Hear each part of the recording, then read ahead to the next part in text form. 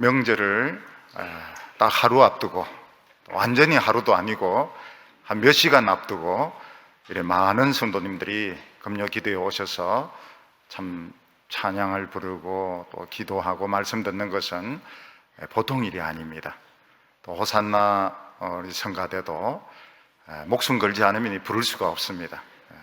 특히 여성들 같은 경우에는 머리 뽑힐 각오를 하지 않으면은 이 명절 저녁에 전을 굽고 이렇게 해야 되는데, 이 하나님 앞에 나와서 찬양한 거 참 대단한 일입니다. 가족이 이렇게 먼 데서 운전을 해가 왔는데 집에서 텔레비 보라 이래놓고 교회 나오는 거 쉽지 않고, 또 부모님이 살아계시면, 특히 아버지 살아계시면 또 안 갈 수가 없습니다. 자유가 없습니다. 자유가 없고, 또 가족들이 이렇게 오고 이러면 또 음식도 만들어내고, 또 음식 만들었을 경우에는 도둑질 당하지 않도록 지켜야 되기 때문에 금요일날 교회 오는 것이 쉽지 않습니다.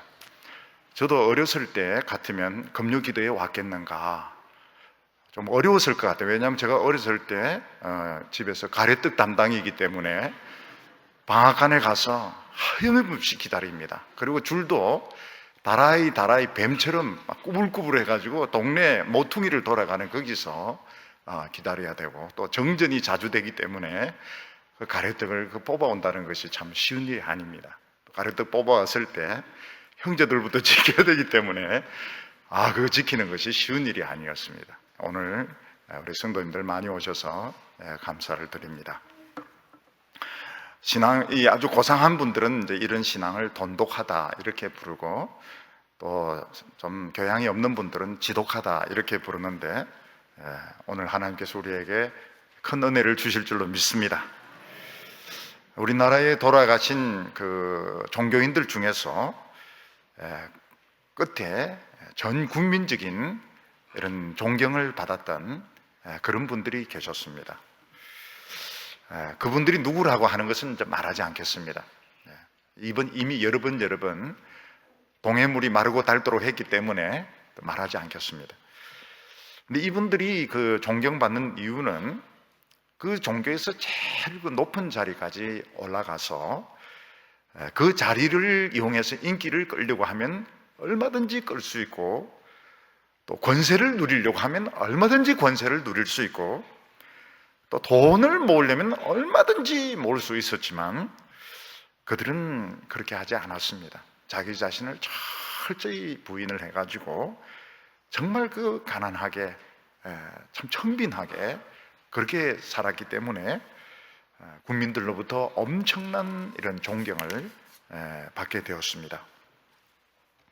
사람이 젊었을 때에는 자신의 그 열정으로, 또 자신의 그 머리로 한평생 굉장한 일을 해낼 것 같습니다.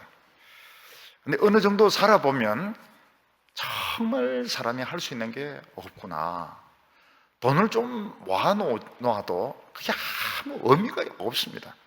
조금 편할까 불편할까 그 정도 차이지, 돈을 모았다고 해서 세상이 바뀌거나 존경을 받거나 그런 것도 없고, 좀 높은 자리에 올라갔다고 해서 달라질 것도 없습니다. 결국 사람이 자칫 잘못하면 이 세상에서 죄만 실컷 짓고 나중에 늙어서 정말 죽을 때에 정말 가치 없는 존재로, 아무도 알아주지 않는 존재로 그럴 가능성이 많습니다. 근데 그걸 늦게라도 깨달으면 참 다행인데, 많은 사람들이 그걸 깨닫지 못하고 늙어갈수록 돈에 집착을 하고 명예에 집착을 하고, 심지어는 이 성적인 욕망에 집착을 함으로써 끝까지 그 추한 인생, 끝까지 그 사람들로부터 비난받는 이런 부끄러운 인생을 사는 것을 굉장히 많이 보게 됩니다. 시편 71편은 시편이 1권, 2권 이렇게 해서 5권까지 나누어져 있습니다. 근데 시편 71편은 2권의 결론에 해당이 됩니다. 물론 2권은 72편에서 끝나게 되지만 72편은 뭐로 되어 있는가 하면 후렴이라고 할까요? 이스라엘 백성들이 하나님의 말씀대로 살 때 어떤 축복을 받는가, 그런 축복에 대한 약속으로 되어 있고, 2편 2권 시편 2권은 사실은 71편에서 끝난다고 봐야 됩니다. 그리고 이 시편 71편은 2권만이 아니고 1권, 2권, 지금까지 노래했던 시편 전체에 어떤 의미에서 결론이 되는 말씀입니다. 그래서 이 명절이라고 해서 금요 기도회를 함부로 빠지면 안 됩니다. 왜냐하면 하필이면 딱 그날 1권, 2권 전체를 요약해주는, 이런 입시 전에 그 요약이 얼마나 중요한지 몰라. 학원에서 마지막 최종 정리를 딱 해주는데 거기서 시험이 다 나오거든요. 그래서 이게 명절 전이라 해서 전 굽는다, 가래떡 한다, 이렇게 해서 빠질 문제가 아닌 겁니다. 왜냐하면 오늘 말씀이 최종 정리입니다. 최종 정리. 그걸 미리 왜 이야기를 안 하느냐? 저도 잘 몰랐어요. 그래서 이게 함부로 이게 빠질 문제가 아니구나. 이거를 우리가 알아야 됩니다. 그러니까 자칫 잘못 속는 겁니다. 하나님도 트릭을 많이 쓰시기 때문에 명절 전날 또는 명절날 이런 날 큰 이런 축복이 올 수도 있기 때문에 신앙생활 하다가 안 속으려 그러면 미리 물어보든지 이걸 준비를 잘 하셔야 되는 겁니다. 단도리를 잘 해야 손해를 안 보게 됩니다. 그러니까 지금까지 우리가 참 시편 듣는다고 은혜도 받았지만 고생도 얼마나 많이 했습니까? 그러니까 무려 이 71편의 이 1권, 2권의 결론이 오늘 말씀 71편의 말씀인 겁니다. 그러면 지금까지 그 많은 시편의 말씀의 결론이 뭡니까? 결론이 한마디로 말하면 성도의 고난입니다. 성도의 고난. 하나님의 백성들의 브랜드가 무엇인가? 하나님의 백성의 브랜드는 고난으로 나타나고 있습니다.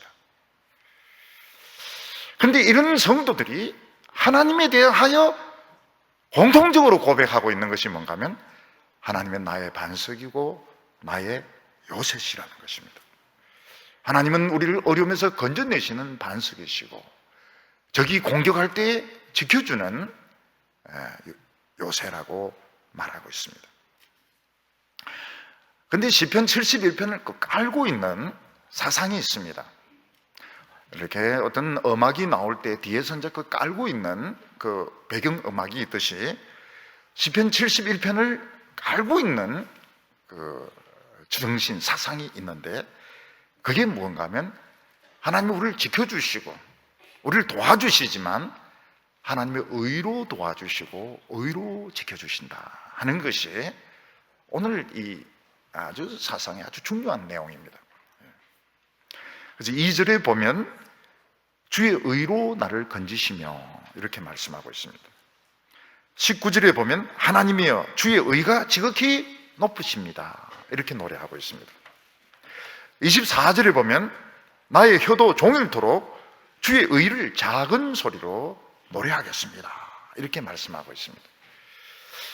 그러니까 우리 성도들의 그 모든 신앙 고백, 간증을 한마디로 요약을 하면 고난인데, 하나님께서는 우리를 무조건 고난에 집어넣어서 두들겨 잡는 어떤 군대식으로 무조건 집어넣어서 두들겨 패고 복종하도록 만드는 것이 아니고, 우리를 참으로 의롭게 하시는, 우리를 참 아름답게 하시고 우리를 성숙하게 하시고 우리를 깨끗하게 하시고, 그걸 요약하면 어떻게 됩니까? 아름답게 하시고 성숙하게 하시고 깨끗하게 하시고, 이걸 요약하면 어떻게 됩니까?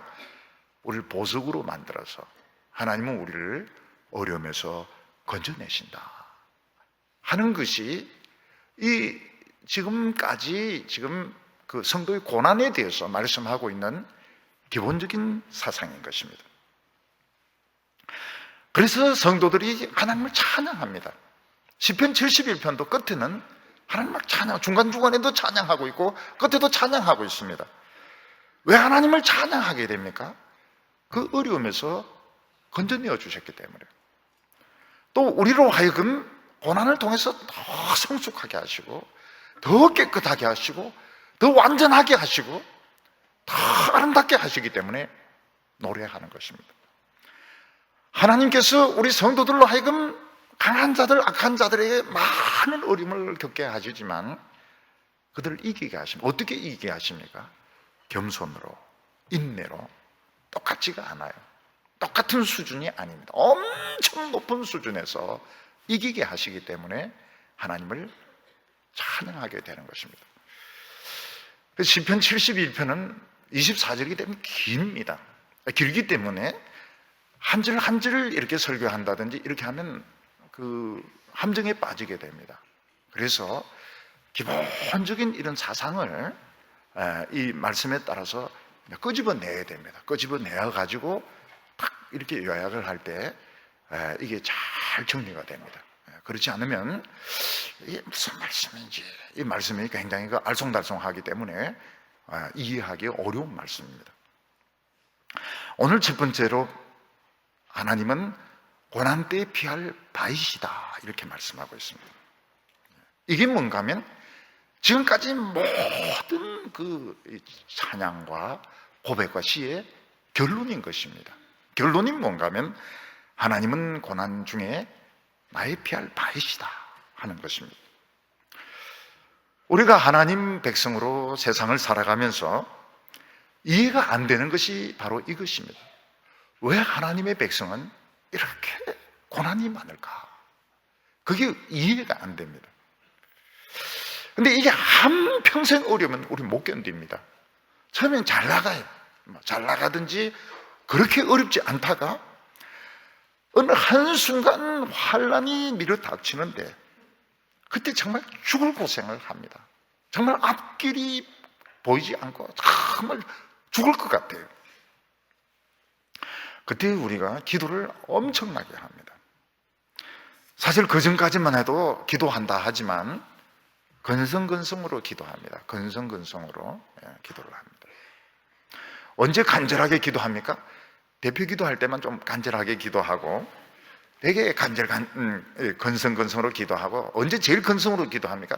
식사 기도 때는 막 그냥 막 초고속으로 넘어갑니다. 그러다 고난이 오면 어떻게 됩니까? 진심으로 기도합니다. 얼마나 울면서 기도했는지, 지금까지 십수년, 어떤 때는 20년, 30년 기도한 것보다 더 많은 기도를, 더 간절한 기도를 몇 주 동안에, 몇 달 동안에 눈물로 기도하게 됩니다. 근데 하나님은 우리를 사랑하신다 하면서 왜 그래 고난을 주실까요? 우리는 그 이유를 잘 알지 못합니다. 나중 되면 이유를 알게 되지만 처음에는 그 이유를 알지 못합니다. 우리는 이런 고난을 통해서 굉장히 비참해지게 됩니다. 너무너무 비참해집니다. 고개를 들 수 없을 정도로 비참해지게 됩니다. 눈물이 양식이 됩니다. 근데 한 가지를 깨닫게 되는데 그게 뭔가 하면 하나님께로 가까워지게 되는 겁니다. 그래서 1절 말씀 보면, 시편 71편 1절을 보면, 여호와여 내가 주께 피하오니 내가 영원히 수치를 당하지 않게 하소서. 이 말씀이 무슨 말씀입니까? 이 말씀이 지금까지 모든 시편의 그 고백 1권과 2권 합한 말씀의 어떤 그 결론이 되는 것입니다. 하나님의 백성들은 이 세상에서 이유를 알 수 없는 많은 고통을 당하게 됩니다. 그런데 이런 고통 가운데서 우리는 자기 자신도 모르게 하나님에게로 끌려가게 됩니다. 하나님에게 끌려가는 것을 뭐라고 말하는가 하면 내가 주께 피한다 이렇게 고백하고 있습니다. 사실은 우리가 어려움 당하면 어디로 피해야 될지 모릅니다. 그래서 우리는 어려운 일 당하게 되면 굉장히 우왕좌왕하게 되고 어떻게 해야 될지 몰라서 당황하고 절망하고 어려움을 겪게 됩니다. 그러니까 어디로 피해야 될지 모른다는 말이 무슨 말입니까? 여기 보면 여호와께 피한다 이렇게 되어 있지만 사실은 막상 어려움 당하면 우리는 어디로 피해야 될지, 누구의 도움을 받아야 될지 모릅니다. 그게 무슨 말입니까?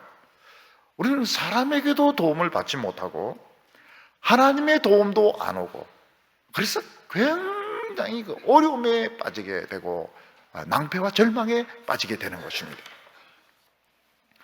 예를 들어서 우리가 하나님을 잘 믿지 않을 때는 모든 것을 내 힘으로 해결할 수가 있었습니다. 그래서 어려움이 오면 바로 내 힘으로 해결하려고 노력을 하게 됩니다. 또 내 힘으로 안 되는 것은 어떻습니까?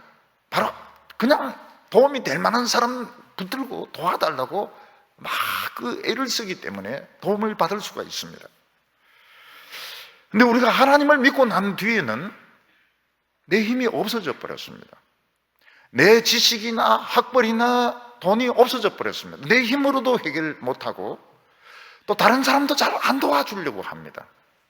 그리고 기도하면 되겠지 이렇게 해서 시간을 막 끌다가 결국은 사람의 도움을 받을 수 있는 기회도 놓치게 됩니다. 그래서 하나님의 백성들이 어려움을 당하면 어떻게 됩니까? 내 힘으로도 해결 못하고 하나님의 도움도 오지 않고 이것도 아니고 저것도 아니고, 이때가 하나님 백성들이 참 어려울 때고 참 위기의 때인 것입니다. 차라리 안 믿을 때는 어떻습니까? 안 믿을 때는 내 힘으로 해결을 합니다. 사람에게 도와달라고 막 손을 벌릴 수가 있습니다. 근데 하나님을 믿기 때문에 내 힘으로도 안 됩니다. 하나님의 능력은 안 옵니다. 세상 힘도 안 되고 하나님의 능력도 안 오고 아무것도 안 오기 때문에 이때가 제일 어려운 때인 것입니다. 예를 들어서 사자나 표범이나 곰 같은 경우는 굉장히 강하고 힘이 있기 때문에 다른 짐승들이 잡아먹을 수가 없습니다. 그렇지만 새끼 때는 사자 새끼, 곰 새끼, 곰이 뭐 자기 욕한다고 할지 모르겠지만 곰 새끼, 사자 새끼, 표범 새끼일 때는 어떻습니까? 표범이긴 표범이지만 아직 어리기 때문에 하이에나라든지 늑대가 잡아먹습니다.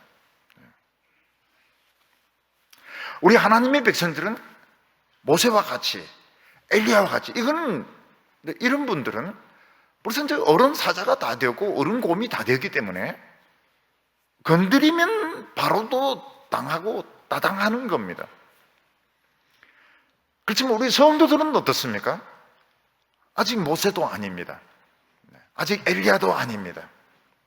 하나님의 능력은 능력대로 안 오고 인간적인 방법은 인간적인 방법대로 못 쓰고, 그때가 제일 위험합니다. 제일 위험해요. 이 성도들이 교회에서 은혜 받고 열심을 낼 때 이쁩니다. 이쁘고 너무 사랑스럽고 아름답지만 사실은 굉장히 약할, 취약할 때입니다. 근데 이때가 교회가 필요합니다. 교회가 필요하고 기도해주는 성도들이 필요합니다. 왜냐하면 제일 취약할 때거든요. 마귀가 노리고 있는 사람들이 바로 이런 사람들입니다. 아직 뭐 제대로 은혜도 안 받고 자기 힘으로 사는 사람은 또 성질이 있기 때문에 자기 성질로 해결을 해내요. 근데 하나님을 의지하고 이런 사람들은 자기 성질로도 안 되고 하나님의 능력으로도 안 되고 여호와께 피하는 것이 뭔지도 모르고, 그래서 이때가 제일 사탄이 노리고 참 어렵고 힘든 때인 것입니다. 그때 이 사람에게, 어려움 당한 성도에게 어떤 변화가 오게 됩니다. 무슨 변화가 오게 되는가 하면 기도를 하기 시작합니다. 기도를. 그전에는 기도를 한 걸 잘 안 해봤어요. 근데 어려움이 오면 기도를 합니다. 왜냐하면 교회에서 그걸 배웠기 때문에. 교회에서 설교 시간에 늘 하는 것이 뭔가 하면 어려움이 오면 기도를 하세요. 기도를 하세요. 그래서 기도를 해야 되는구나. 기도라고 하는 것을 또 딴 거는 할 게 없으니까 기도라고 하는 것을 해야 되겠구나. 근데 기도하는 법을 잘 모릅니다. 기도를 잘 안 해봤기 때문에. 오래 믿은 사람들은 기도를 잘합니다. 그리고 길게 합니다. 길게, 굉장히 길게, 가래떡같이 길게 늘려서 이렇게 할 능력이 있습니다. 그렇지만 처음 믿는 사람은 미천이 짧기 때문에 기도를 길게 못해. 그래서 어떻게 기도합니까? 막 기도합니다. 막 대놓고 막 기도합니다. 그게 좋은 기도입니다. 기도는 어떻게 해야 되냐? 막 하는 게 그게 좋은 기도입니다. 그리고 하나님 말씀을 막 듣기 시작합니다. 왜 그럴까요? 사람이 하는 말은 듣기는 좋지만 가슴에 와닿지가 않아요. 사람들이 어려움이 당했을 때 사람들이 찾아와서 위로하고 이런 말들이 가슴에 와닿지가 않습니다. 어떤 때는 막 화나게 할 때가 있어요. 너무 개인 사정을 모르고 위로한다고 하는 말이 남의 성질을 다 끌고 놓고 열불 터지게 할 때가 많습니다. 차라리 안 왔으면 좋을 그런 사람들이 많아요. 욥기에도 보면 욥의 친구들이 와가지고 막 성질을 다 끌고 놓습니다. 그것도 먼 데서부터 와가지고 나름대로는 욥을 생각해서 사랑한다고 하는 말이 욥을 막 열불 터지도록 그렇게 만듭니다. 그래서 사람들이 하는 말들은 어떤 때는 막 상처가 돼요. 위로한다고 하는데 상처가 됩니다. 가족이 병들었는데 와가지고 그거 보라고 말이지, 새벽 기도를 빠지니까 그렇다는 둥 뭐 이런 식으로 해가지고 막 굉장히 사람을 막 속을 뒤집어 놓게 만들어요. 근데 하나님의 말씀을 들으면 어떻습니까? 와닿습니다. 마음속에 와닿아요. 굉장히 깊은 곳에 이상하게 위로가 됩니다. 하나님의 말씀을 들으면 위로가 돼요. 그래서 말씀을 자꾸 듣기 시작하고요, 막 기도를 형식도 없이 막 하기 시작합니다. 이게 뭔가 하면 나중에 보면 이게 하나님께 가까워지는 것이고 하나님께 피하는 것인데, 그때는 처음에 잘 모릅니다. 이게 하나님께 사실은 피하는 거라는 걸 잘 모릅니다. 근데 우리가 이제 붙들고 있는 것이 뭔가 하면, 하나님을 바라보는 자는 영원히 수치를 당하지 않는다. 그 말씀을 우리가 붙듭니다. 지금 내 인생은 이상한 쪽으로 막 가고 있어요. 그 사람들이 그게 아니라고 막 이야기하는데, 나도 인생을 틀려고 하는데 안 되는 겁니다. 막 이상한 쪽으로 막 가기 시작하는데 내 힘으로 되지가 않아요. 그때 우리가 믿는 것이 뭡니까? 지금 내 힘으로는 이걸 바로 잡을 수가 없지만 하나님께서는 결국 바로 잡으셔서 수치를 당하지 않게 하신다. 수치를 당하지 않는다는 말이 무슨 뜻입니까? 아름답게 하신다. 결국은 내 인생을 아름답게 하시고 다른 사람으로부터 존경받게 하시고 사랑받게 하실 거다. 이 확신을 우리가 가지게 되는 것입니다. 그게 무엇인가 하면 하나님께 피하는 것입니다. 여기 보면 두 가지 이야기를 하는 것을 볼 수 있습니다. 2절에 주의 의로 나를 건지시며 나를 풀어주시며 주의 길을 내게 기울이사 나를 구원하소서. 나를 풀어준다는 게 뭡니까? 결박을 풀어달라는 것입니다. 무엇인가 지금 묶여 있습니다. 병에 묶여 있고 부채에 묶여 있고 사람에게 매여 있는데 이 결박을 풀어달라는 겁니다. 그리고 내 기도에 귀를 기울여 달라는 겁니다. 사람은 관심을 가져주지 않습니다. 그렇지만 하나님은 관심을 가져달라고 기도하고 있습니다. 근데 뭐라고 기도합니까? 주의 의로 그렇게 해달라는 것입니다. 하나님의 의가 뭐냐? 하나님의 의가 뭐냐? 하나님의 의로 나를 건져주시며 하나님의 의로 내 결박을 풀어주시며 하나님의 의로 나에게 관심을 가져주세요. 그게 한 가지 이야기고, 두 번째는 무엇인가 하면 3절에 주는 내가 항상 피하여 숨을 바위가 되소서.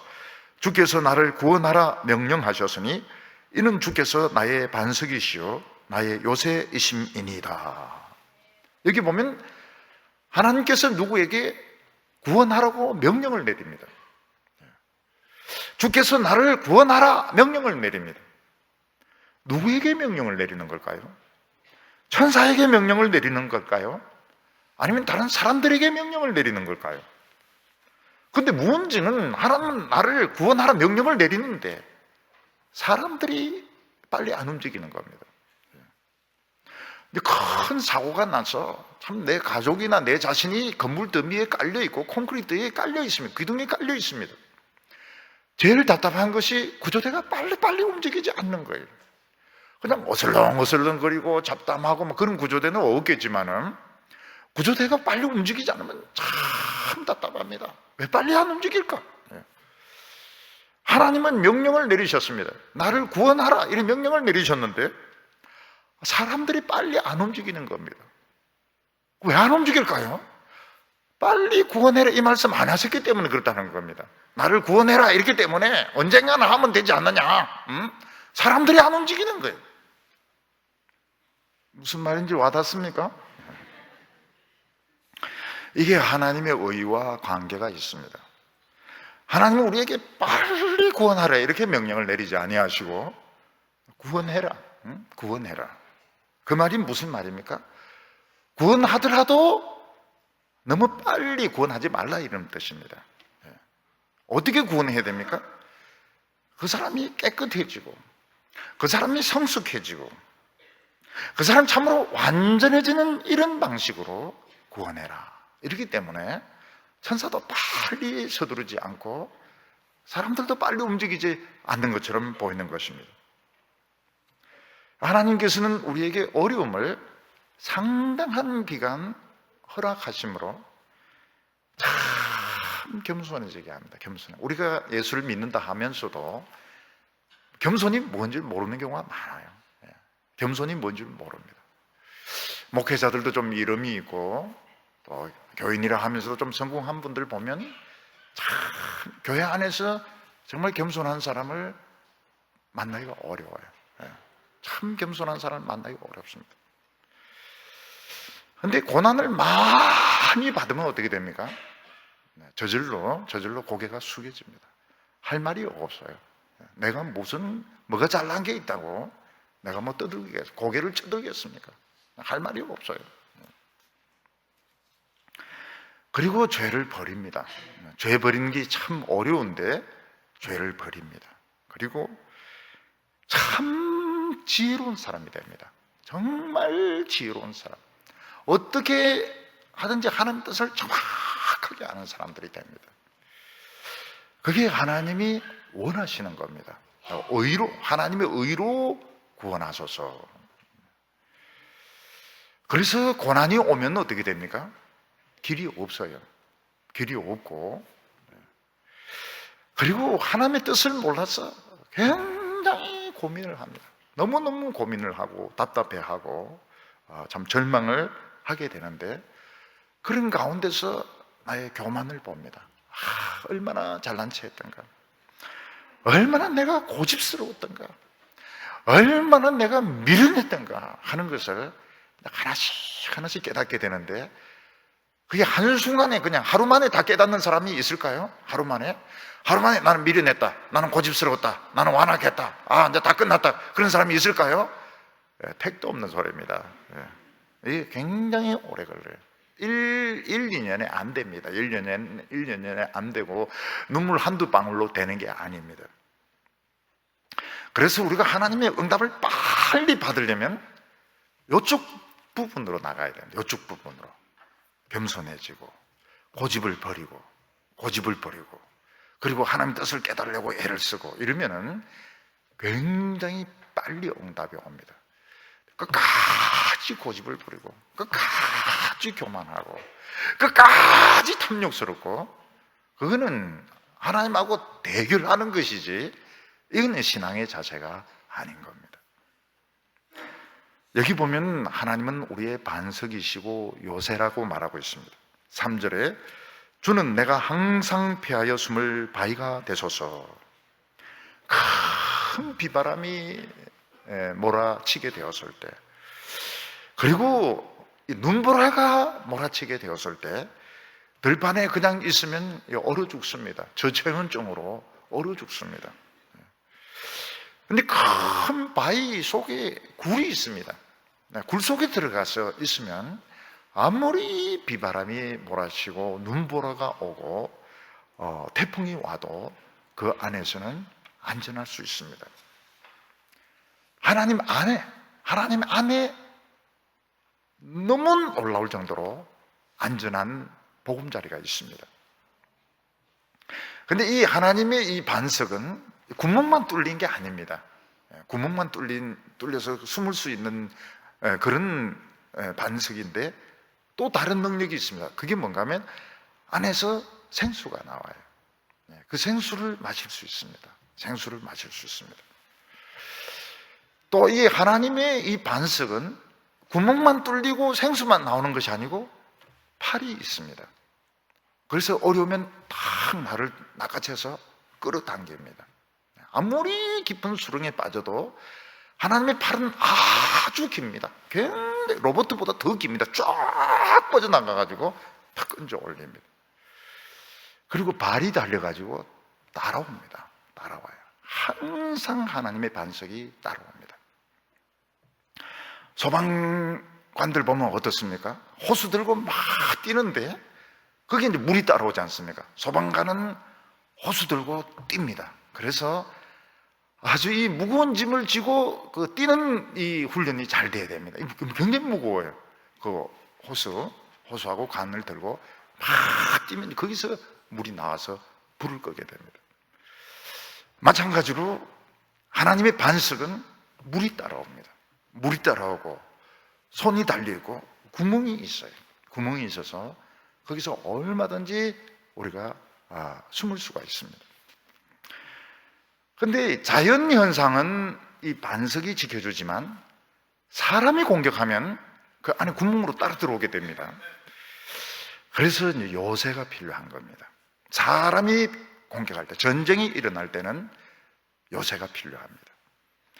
요새는 문이 달려있고 벽이 높고 천정이 되어 있어가 불화살을 아무리 쏘아도 그 속에는 불화살이 들어오지 않습니다. 대포를 쏘아도 무너지지 않습니다. 그런데 이 하나님의 요새 안에는 뭐가 있을까요? 반석 안에는 구멍이 있고 생수가 있다고 그랬는데 하나님의 요새 안에는 뭐가 있을까요?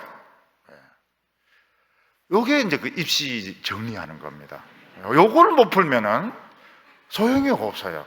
아무리 데모하고 이래도 소용이 없습니다.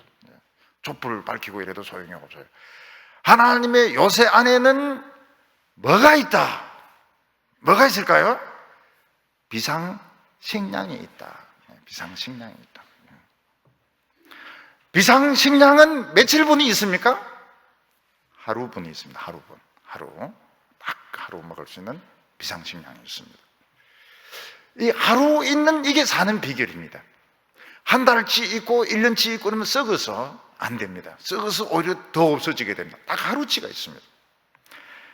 그래서 예수님께서도 뭐라고 말씀하셨습니까? 사람이 떡으로만 살 것이 아니요 하나님의 입에서 나오는 말씀으로 살 것이냐. 그게 하루치입니다. 예수님이 주기도를에서 뭐라고 일용할 양식을 내게 주옵시며 하루치 양식입니다. 그래서 우리가 돈을 많이 쌓아 놓는 것이 아니고 하루하루 양식으로 살 때 우리는 어디 안에 있습니까? 요새 안에. 오늘 정답이 많이 나오시네요. 정답이. 호산나도 정답 몇 명 이야기하고요. 오늘 이쪽 줄에도 정답이 몇 명 나오고 양쪽은 그냥 가만히 있는 것 같아요. 양쪽에는. 정답을 빨리 생각하시기 바랍니다. 그러니까 이 요새가 눈에 안 보이기 때문에 뭐로 요새를 확인합니까? 양식을 가지고. 요게 정리입니다. 정리. 이게 시편의 핵심인 겁니다. 하나님의 반석에는 구멍이 있다. 구멍 안에 생수가 나온다는 겁니다. 생수가 나오고 발이 있어서 따라다니는 겁니다. 그래서 군대를 입대할 때도 걱정하지 마세요. 왜냐하면 반석을 지고 입대하기 때문에 걱정할 필요가 없습니다. 그래서 임마누엘 아닙니까? 임마누엘. 전 참 이상. 임마누엘 이렇게 하는데 그게 참 좋습니다. 군대 입대하고 이럴 때는 임마누엘 하나님께서 반석을 지구 입대하기 때문에 참 희한합니다. 군대에서 생생한 하나님을 체험합니다. 생생하게. 기도하는 사람과 기도 안 하는 사람 달라요. 사고가 나도 다 거기서 어디 터져도 앞에서 다 끝납니다. 희한해요. 물론 나중에 또 터지긴 터지지만은 그때는 또 그때고 굉장히 희한해요. 참 희한해요. 딱 거기서 딱 지켜주세요. 그리고 하나님의 요새는 뭐로 산다? 일용할 양식으로 산다고. 사람이 떡으로만 사는 것이 아니고 하나님의 말씀으로 산다고. 아이고, 나는 큰일 났다. 나는 지금 정규직이고 지금 월급 착착 받고 있는데 상관없어요. 하루하루 살면 되는 겁니다. 그래서 내가 직장을 의지하지 않고 돈을 의지하지 않고 수입을 의지하지 않고 매일 하나님의 능력으로 산다면 나는 어디에 있는가 하면 요새 안에 있는 겁니다. 요새 안에 있고, 하나님의 요새 안에 있으면 뭐가 터져도 안 다칩니까? 핵무기가 터져도 안 다치게 됩니다. 왜 그렇습니까? 하나님의 요새는 불말과 불병거가 지켜주기 때문입니다. 그래서 교회도 너무 교회를 키워가지고 무슨 교회 예산에 이거 가지고 하나님을 하면 불말이 갑니다. 말들이 갑니다. 그리고 요새가 벗겨지게 됩니다. 필요하지만 그것은 행정적으로 다 보완하는 것이지, 그거 가지고 하나님을 하면 요새 그 교회는 교인 못 지켜줍니다. 그리고 그 교회는 나라를 위해서 아무리 기도해도 소용이 없습니다. 왜냐하면 양식이 틀린 때문에. 안에 있는 양식이 하나님의 말씀이 아니고 일용할 양식이 아니고 눈에 보이는 돈을 가지고 뭘 한다는 것은 이 요새가 아닙니다. 요새가 아니고 벌판입니다. 벌판이고 지켜준다는 건 거짓말입니다. 성전이란 말도 거짓말입니다. 변화된다는 건 거짓말입니다. 변화는 무슨 놈이 변합니까? 변화 없어요. 그래서 양식으로 요새를 확인하게 되는 겁니다. 핵무기가 터질 수 없습니다. 왜냐하면 뚜껑이 불말과 불병거로 되어 있습니다. 그래서 굉장히 안전해요. 우리들이 불안한 것이 좋습니다. 안정되면 다 썩고 타락합니다. 정말 안정보다 무서운 게 없어요. 우리나라가 이렇게 갑자기 썩게 된 것은 안정되면서입니다. 안정이 정말 무서워요. 오늘 크게 두 번째로는 이해할 수 없는 내 인생에 대해서 이야기를 하고 있습니다. 우리는 자신의 인생을 이렇게 돌이켜보면 이해할 수 없었던 순간들이 여러 차례 있었던 것을 볼 수 있습니다. 우리 하나님의 백성들의 인생의 특징이 무엇입니까? 예측이 안 된다는 겁니다. 그리고 내가 지금 이 자리에 이렇게 와 있게 되었을 거라는 것을 우리는 전혀 생각을 하지 못했습니다. 내가 지금 이 자리에 와 있게 되었다는 걸 옛날에는 꿈에도 생각하지 못했는데 이상하게 여기까지 오게 된 것입니다. 그래서 다윗은 이런 고백을 하고 있습니다. 7절에 나는 무리에게 이상한 징조같이 되어사오나 주는 나의 견고한 피난처 시오니, 이렇게 말씀하고 있습니다. 내 인생은 다른 사람에게 참 이상하게 보였다는 것입니다. 이상한 징조 같은 아이인데 개정력, 요 앞에 번역이 좋아요. 참 좋아요. 요 번역이 좀 좋게 바꾼 것도 있지만은 앞에 번역이 참 좋은 번역이 많습니다. 그 앞에 번역은 나는 무리들에게 이상하게 되었다. 이상함이 되었으나 나는 다른 사람에게 아주 이상한 사람이 되었다는 겁니다. 내 친구들이나 내 가족들이나 내 친척들이 볼 때에 쟤 참 이상해. 나는 참 이상한 사람이 되고 말았다는 겁니다. 우리가 옛날에는 은혜 받기 전에는 정상적으로 살았습니다. 공부도 정상적으로 하고 친구들도 참 많았습니다. 친구들하고도 잘 지냈어요. 친척들하고도 잘 지냈습니다. 근데 어느 한순간 하나님을 믿고 난 뒤부터 은혜를 받으면서 틀어지기 시작하더니 가족들과의 관계도 삐끄덕거리고 친구들과의 관계는 아주 멀어져 버리고 친척들이 뭐라고 말합니까? 쟤는 이상한 애야. 설 전날도 교회 간다고 하잖아. 쟤는 참 이상한 애라고. 그래서 아주 이상한 사람이 되고 말았다고 이야기를 하고 있습니다. 근데 이상하기만 하면 막 그들을 참을 수가 있는데 병이 옵니다. 병도 아주 심한 병이 옵니다. 진로가 막힙니다. 돈을 못 벌어요. 그러니까 더 이상한 사람이 되는 겁니다. 더 이상한 사람이 돼요. 그래서 교회 오는 것이 낫습니다.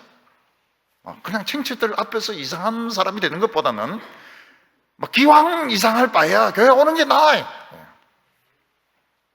그런데 중요한 것은 그러나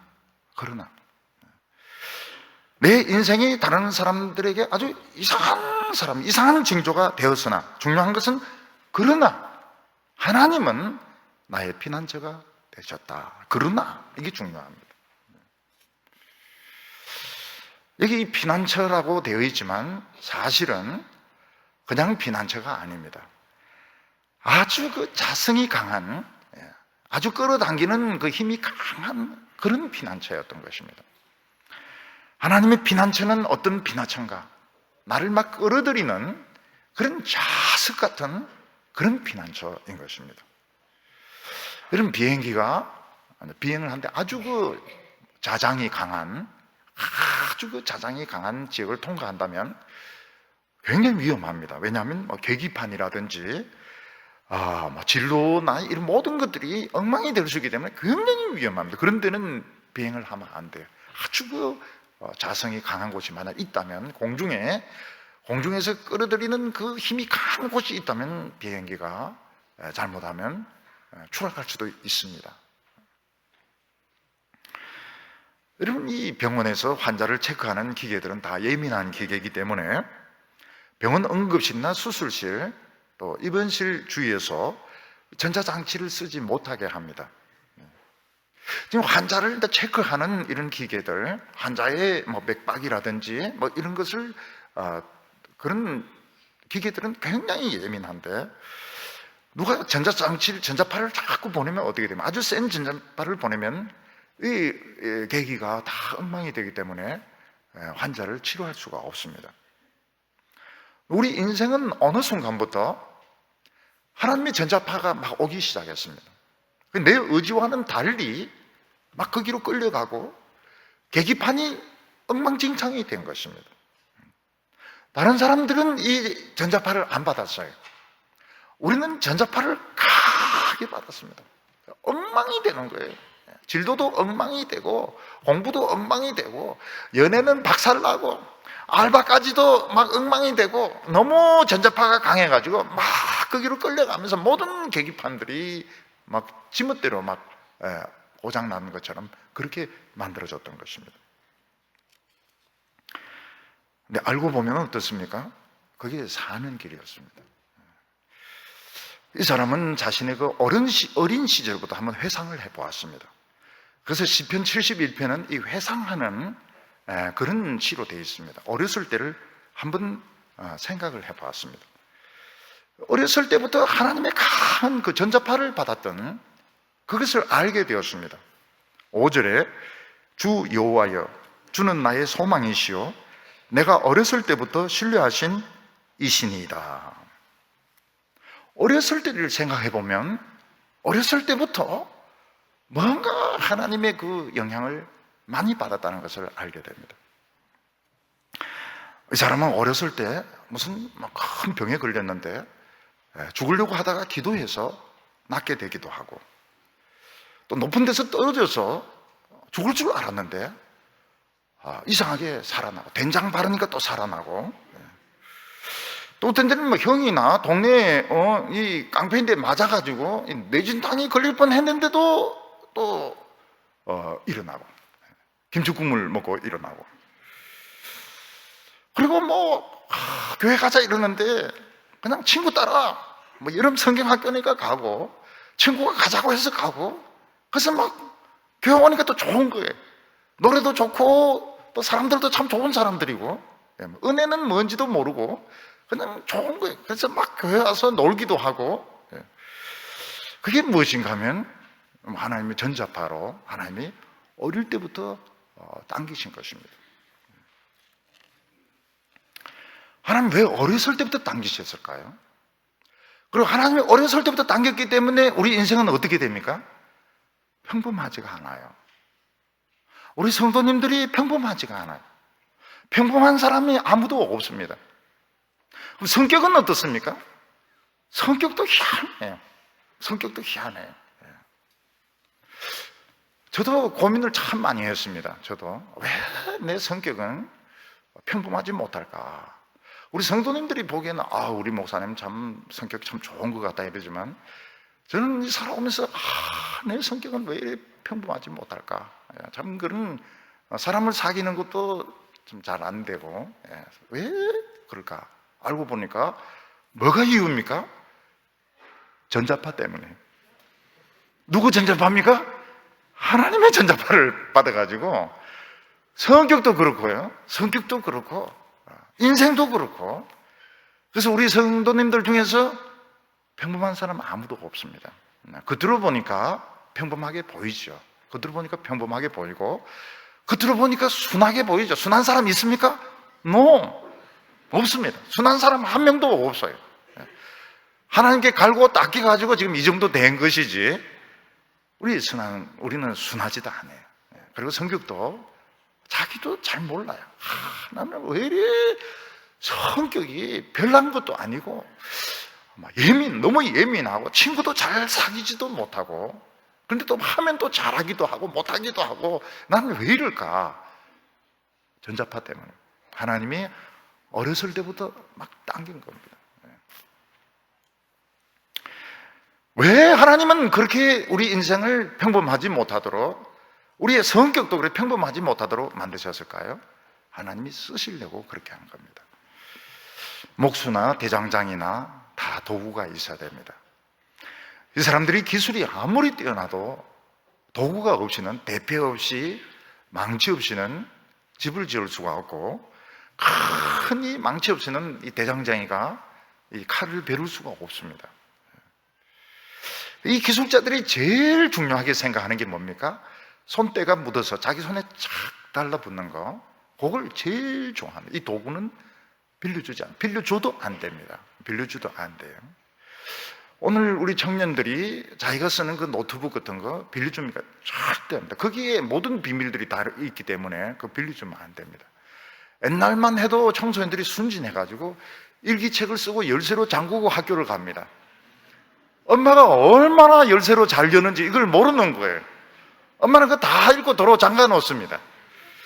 근데 요즘은 어떻습니까? 요즘 노트북이나 이런 폰에 다 저장을 해가지고 절대로 그거 없이는 하루도 못 삽니다.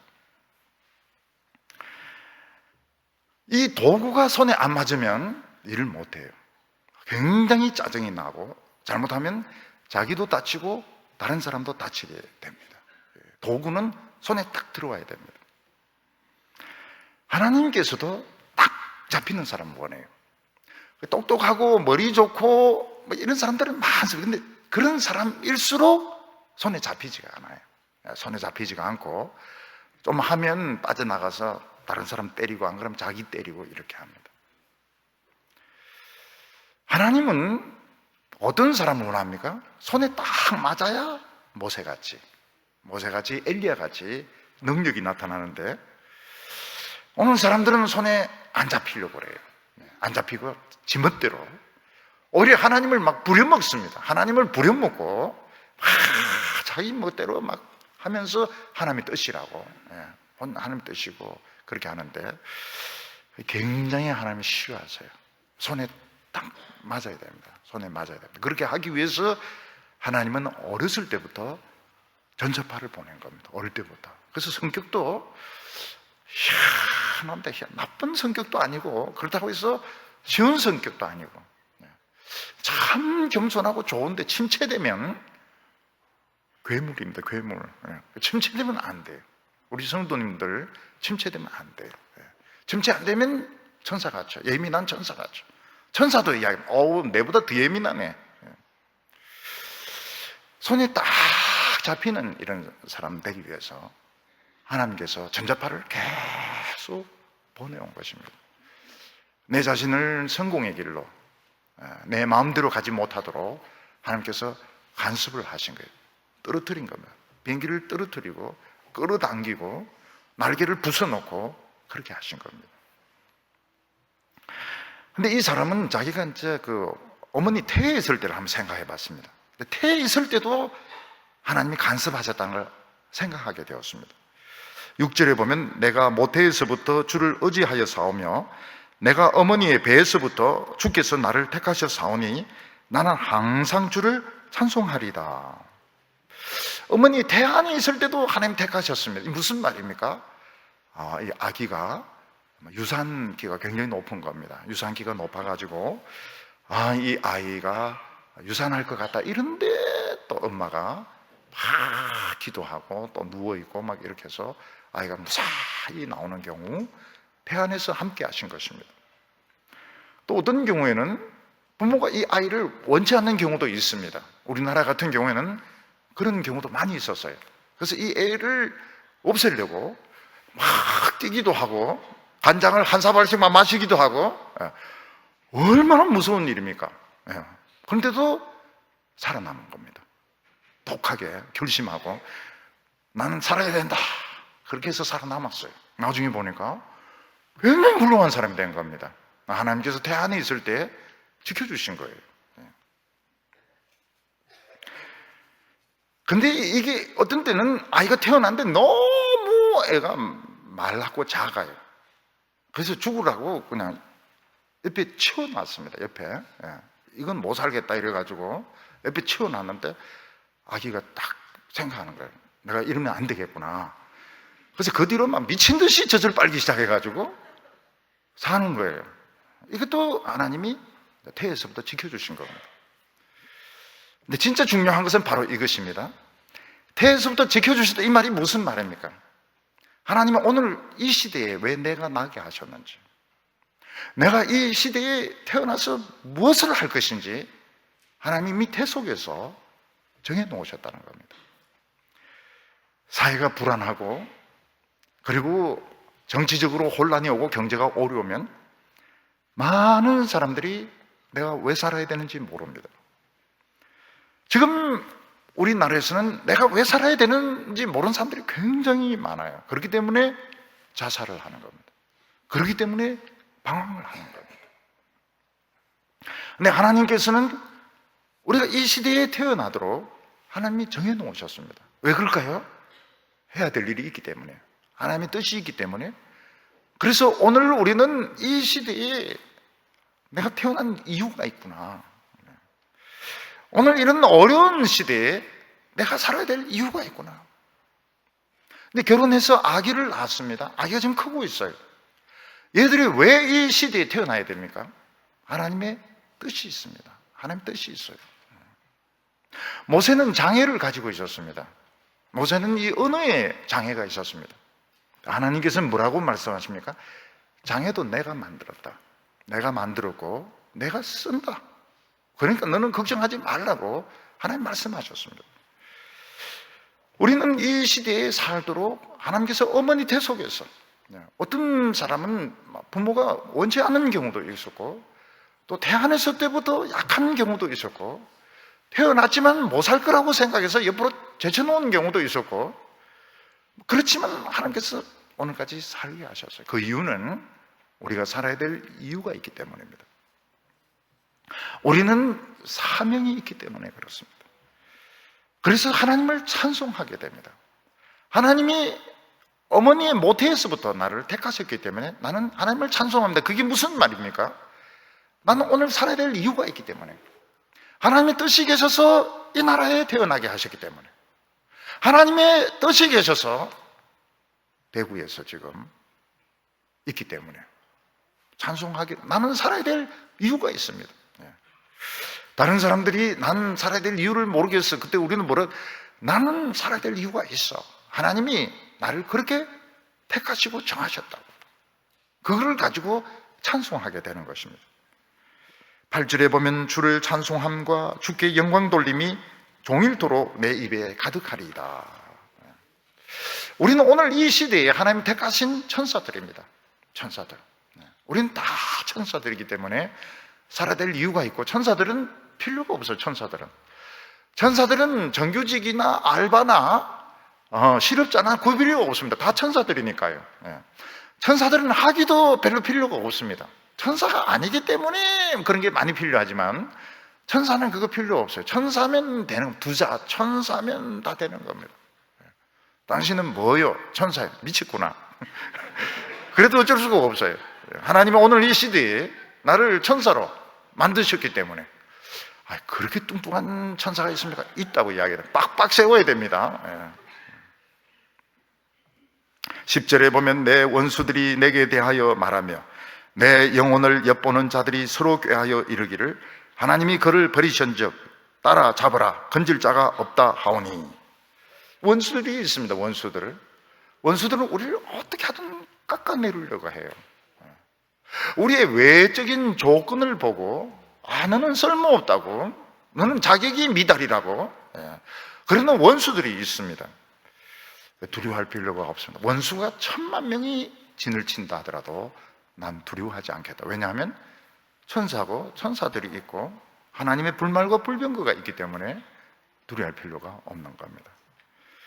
오늘 여기 세 번째로 보면 장년의 위기가 나옵니다. 장년의 위기. 오늘 우리 주위를 보면 이 장년들이 위기를 많이 당하고 있습니다. 옛날에는 장년기가 제일 경제적으로 안정되고 행복할 때였습니다. 근데 지금은 어떤 장년기가 제일 사실은 가난합니다. 대학생들하고 장년기가 제일 가난하고 어렵습니다. 왜냐하면 조기 은퇴를 했죠.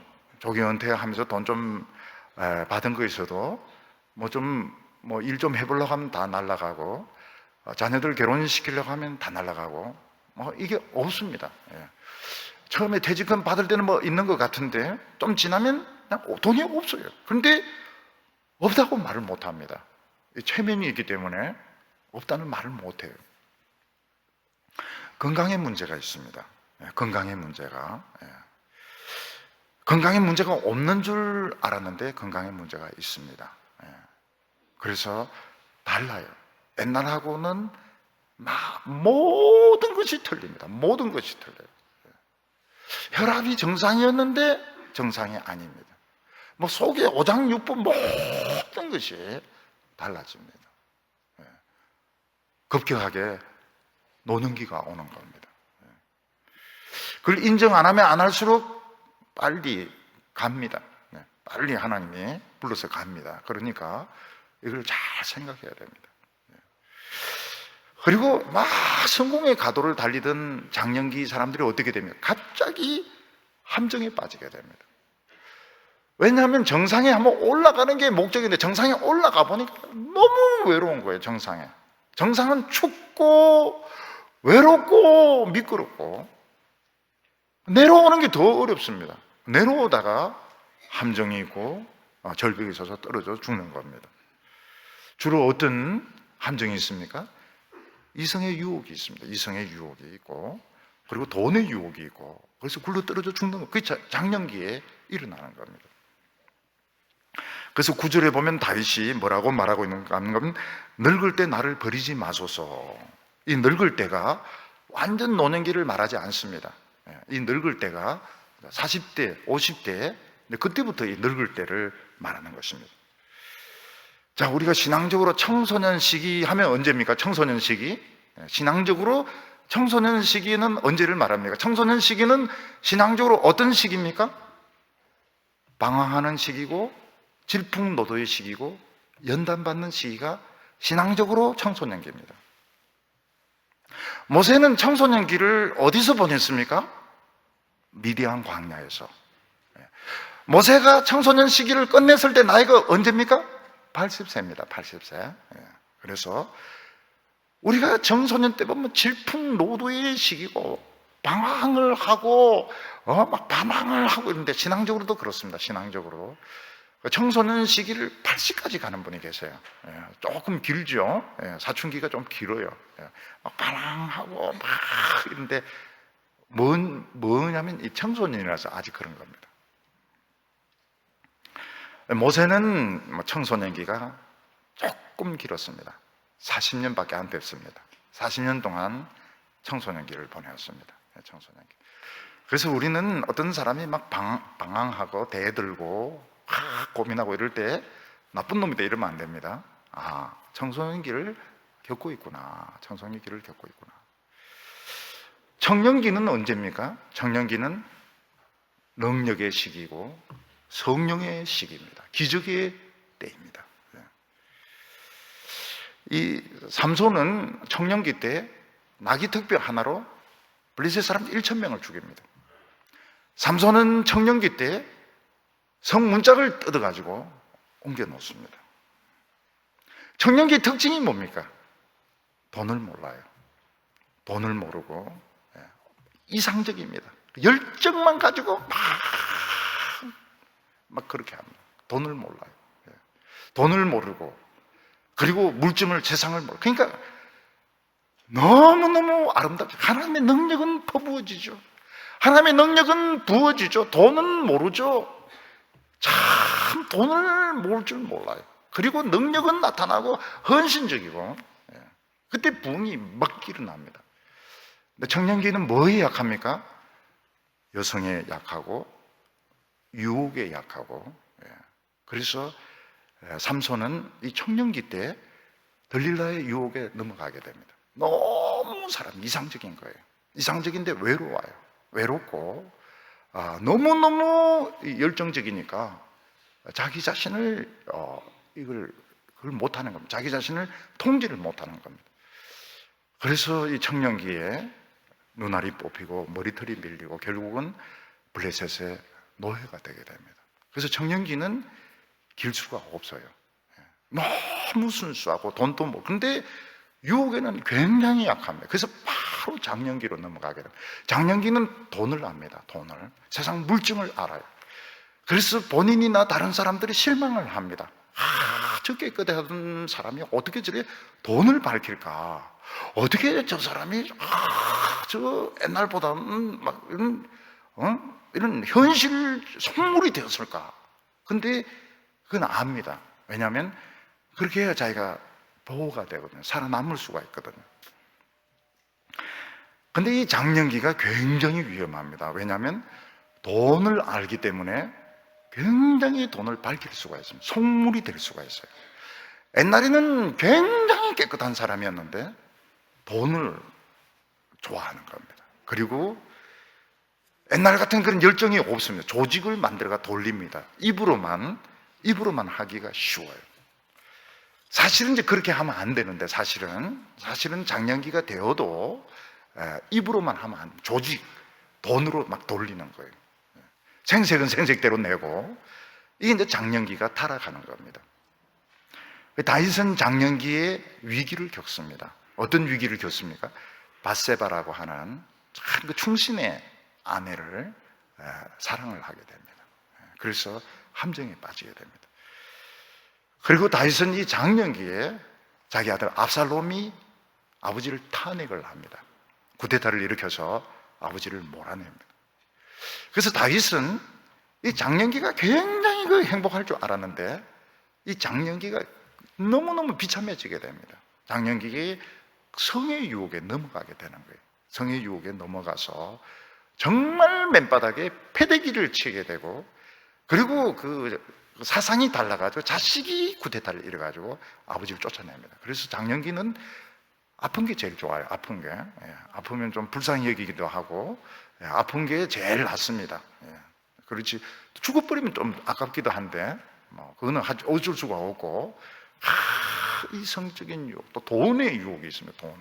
돈 가지고 모든 걸 다 하려고 그래요. 그래서 이 장년기는 굉장히 취해질 수가 있습니다. 그 옛날에 그 열정, 돈도 모르고, 현실도 모르고, 열정만 가지고, 막 어려운 그 청년들 끌어안고, 같이 라면 삶아 먹고, 막 밤새서 토론하고, 근데 늙어서 밤새도록 토론하면 어때요? 완전히 이거는 걸려드는 겁니다.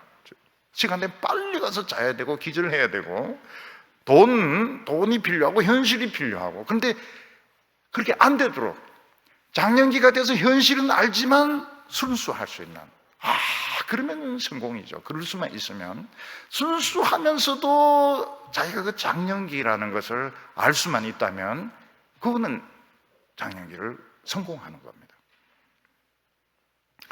그래서 이 장년기를 잘 보내야 됩니다.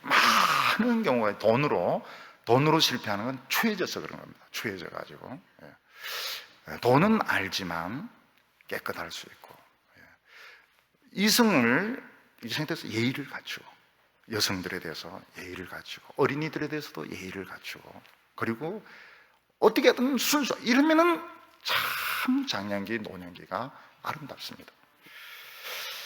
장년기에 조심해야 될 것이 뭔가 하면, 자기가 청년인 줄 알고 막 열심히 뛰면 어떻게 됩니까? 돌연사를 하게 됩니다. 돌연사, 갑자기 돌아가시게 됩니다. 돌연사로 돌아가는 분들이 되게 어떤 분인가? 열정적인 분들이고 좀 천재적인 분들이 많아요. 천재적이고 열정적이고 아주 충성된 사람들인데 쉴 줄 모릅니다. 그래서 돌연사를 하는 겁니다. 근데 이게 장년기 문제가 아니고, 돌연사가 지금 몇 살까지 내려왔습니까? 30살까지 내려왔습니다. 30살까지 나와요. 대개 여성들은 돌연사를 좀 안 해요. 여성들은. 근데 요즘 신문을 보니까 여성들 직장인도 돌연사를 합니다.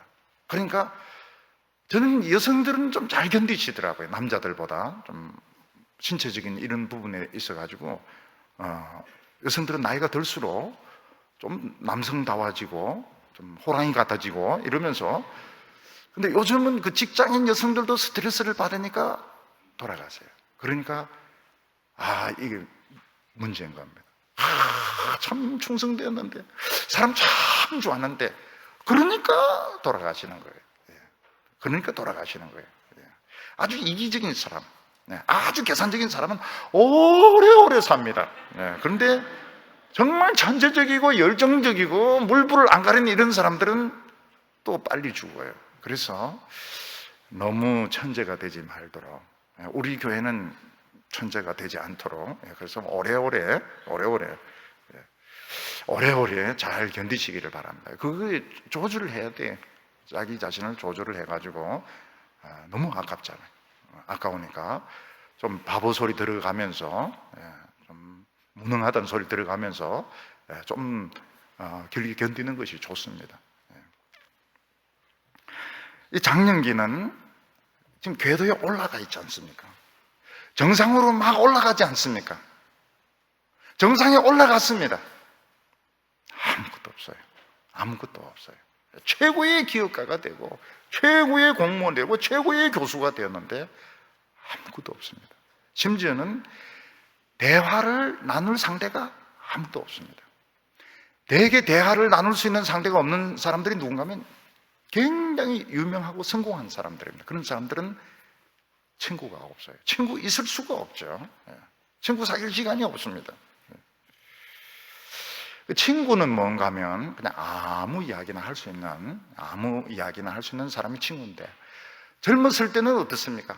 정말 그 친구들 모의가 밤새도록 쓸데없는 이야기, 밤새도록 이야기해도 결론도 없고 뜻이 무엇인지도 모르고, 그러니까 행복한 겁니다. 그러니까 만나가지고 막 말도 안 되는 소리 하고 웃고 막 떠들고 이렇게 하니까 행복한 거예요. 늙으면은 그런 말할 상대도 없고, 그게 너무 유치하기 때문에 안 합니다. 그래서 고독사를 하게 됩니다.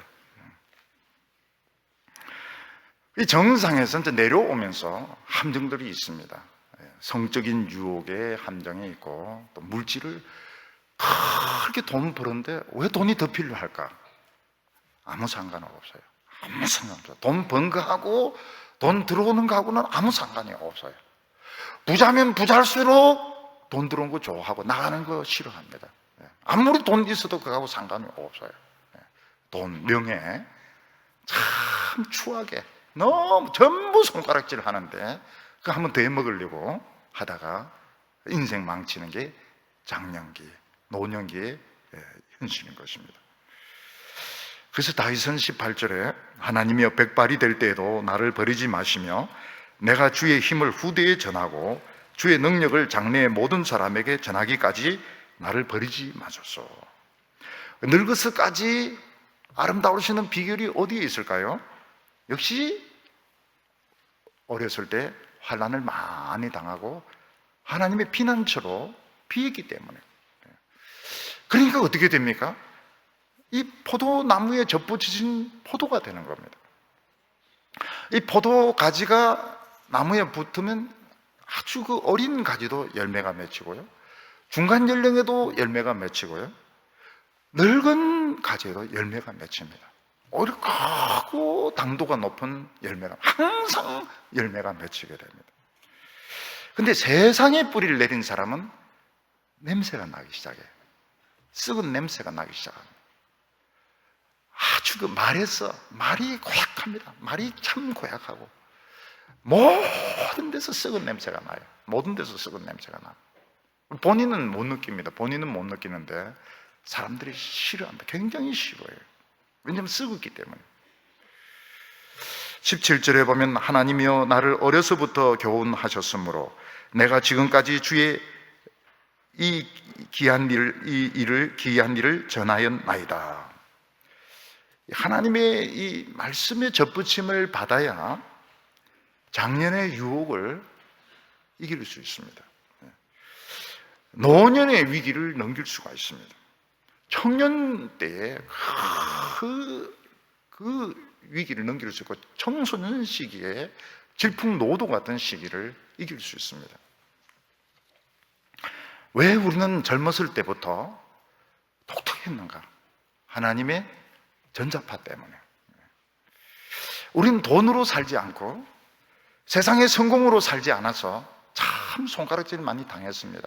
이상한 놈이다 이랬는데 알고 보니까 하나님의 능력을 끌고 오는 이 비결을 배우게 되었던 것입니다. 근데 자기 힘으로 사는 사람은 아름답지가 않습니다.